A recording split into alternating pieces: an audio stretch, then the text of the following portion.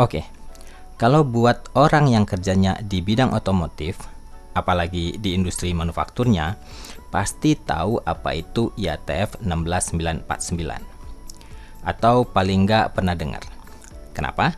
Karena sertifikasi IATF 16949 ini ibaratnya itu kayak tiket masuk buat perusahaan manapun yang mau main di supply chain otomotif global. Tapi pertanyaannya, buat apa sebenarnya sertifikasi IATF 16949 ini? Apa cuma jadi pajangan aja di lobi perusahaan? Atau cuma jadi syarat formalitas supaya bisa lolos audit customer? Atau benar-benar jadi tools buat ngejamin kalau kualitas produk yang kita buat itu benar-benar sesuai sama spesifikasi yang udah disepakati? Nah, di seri Quality Management ini, kita bakal bahas dan sekaligus kasih guidance buat implementasi IATF 16949 di perusahaan kita. Tapi sebelum itu, kita perlu tahu dulu, walaupun seri Quality Management System ini dibikin pakai referensi IATF 16949, yang mana spesifik buat perusahaan otomotif, bukan berarti perusahaan non-otomotif nggak bisa ngikutin guidance yang kita bikin.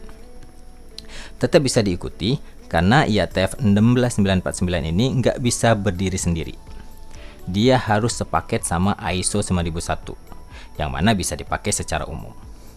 Cuma, di pembahasan kita nanti, di setiap persyaratan dan klausul-klausulnya, kita bakal pakai pendekatan otomotif. Oke? Kita bisa mulai pembahasannya. Ya, kayak yang udah kita sebut sebelumnya, kalau IATF 16949 ini sepaket sama ISO 9001. Jadi sebelum kita bahas IATF 16949, kita perlu bahas juga ISO 9001. Nah, perlu dipahami di sini kalau ada yang namanya ISO, ada yang namanya ISO 9001. Ada yang namanya IATF, ada IATF 16949. Apa bedanya? ISO ini nama organisasi yang anggotanya itu badan-badan standarisasi dari berbagai negara. Kayak kalau di Indonesia misalnya ada Badan Standarisasi Nasional atau BSN.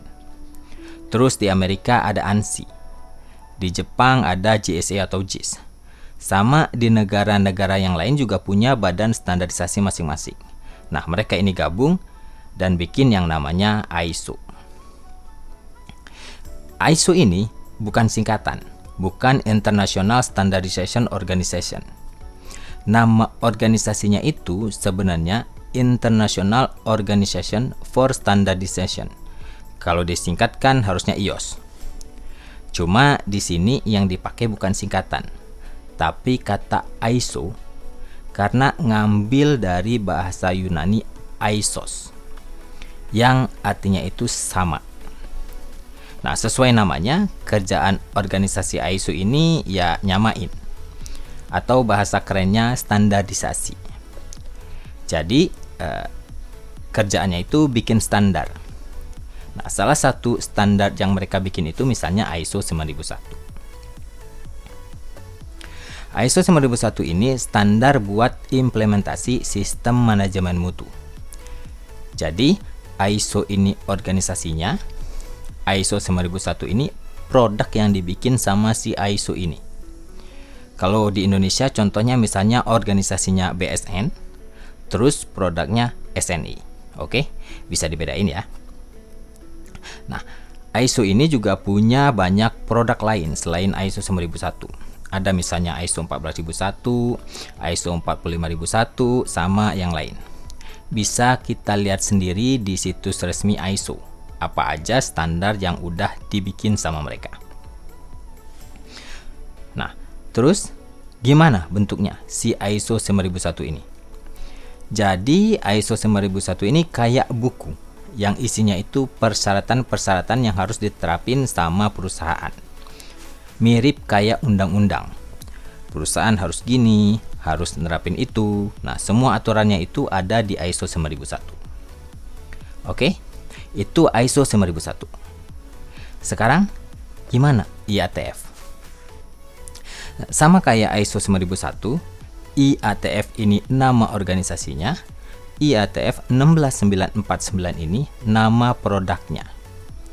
Jadi IATF ini kepanjangannya itu International Automotive Task Force.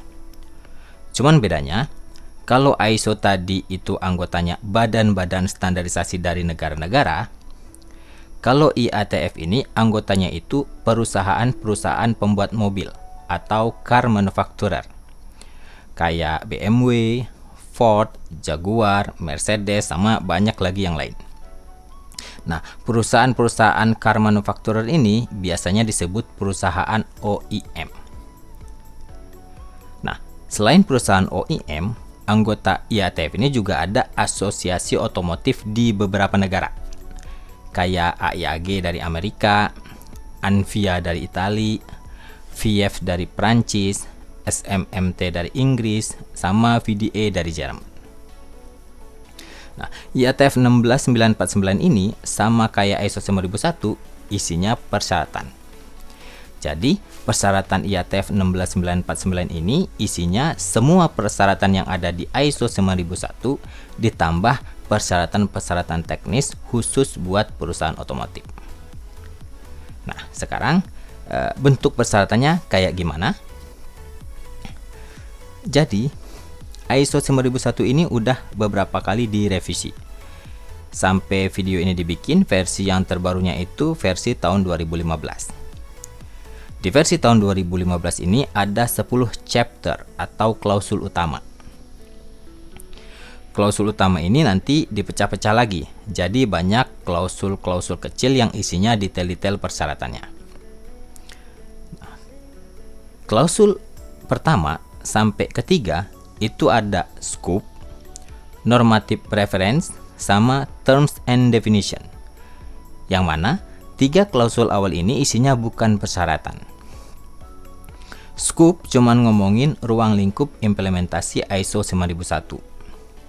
Normative preference ngomongin dokumen-dokumen lain yang jadi rujukan. Sama terms and definition ngomongin tentang istilah-istilah yang dipakai di ISO 9001 sama definisinya.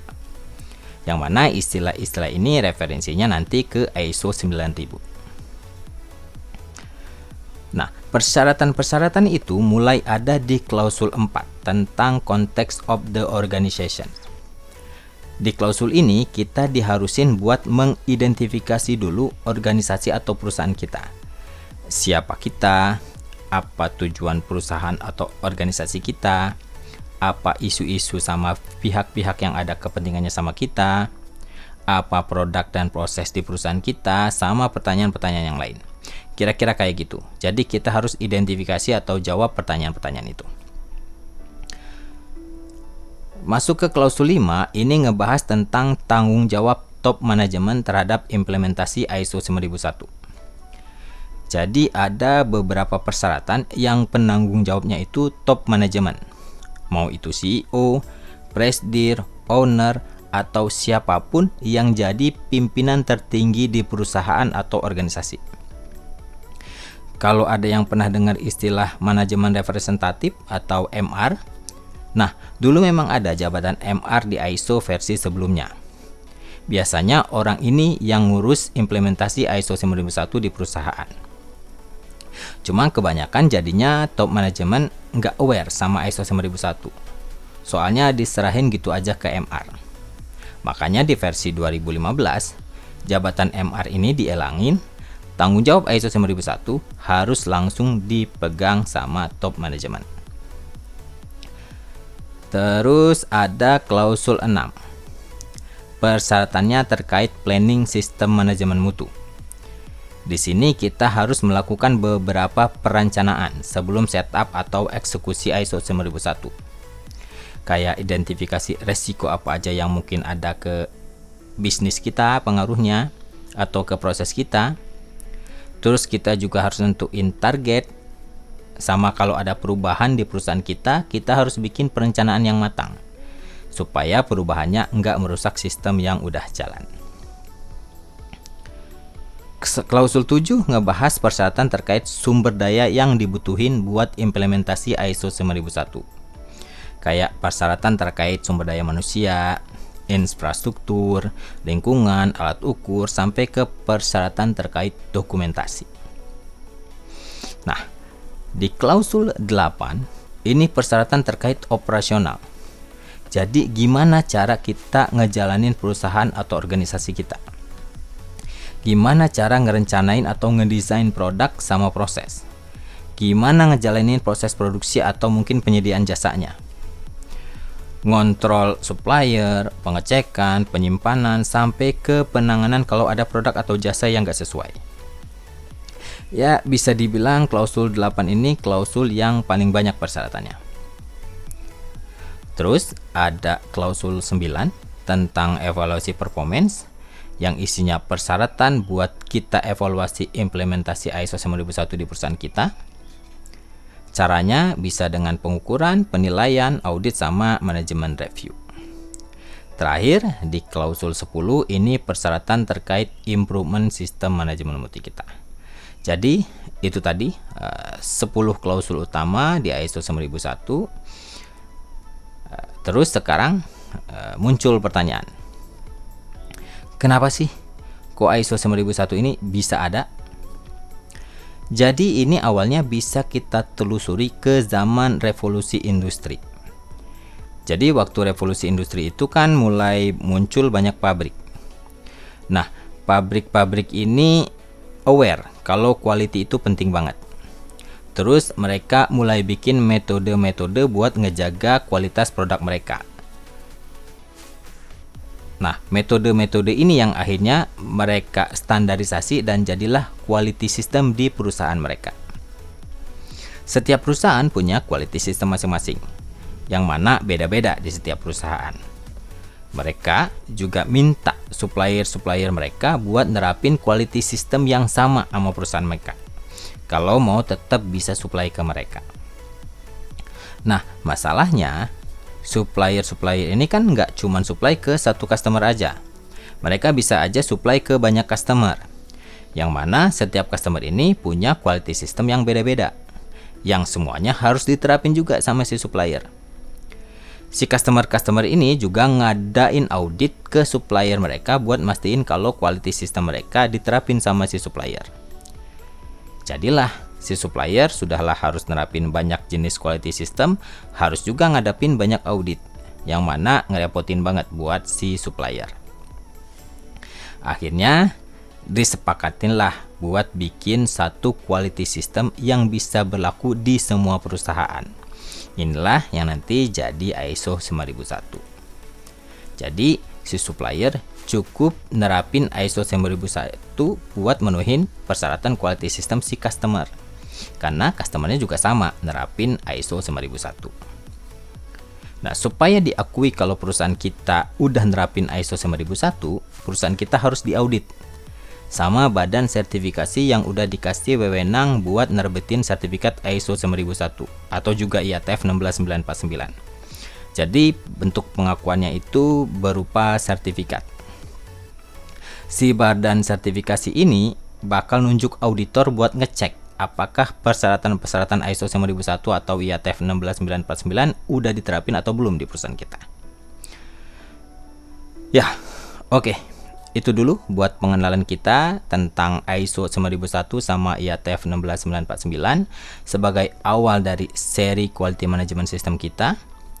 Nextnya kita bakal bahas lebih detail terkait persyaratan-persyaratan ISO 9001 sama IATF 16949, sekaligus gimana cara menuhin persyaratannya. Kalau kalian rasa video ini bermanfaat, kalian bisa subscribe supaya nggak ketinggalan lanjutan dari pembahasan kita, atau juga bisa di-share. Kalau enggak juga nggak apa-apa, gitu aja. Thank you dan sampai jumpa di video selanjutnya.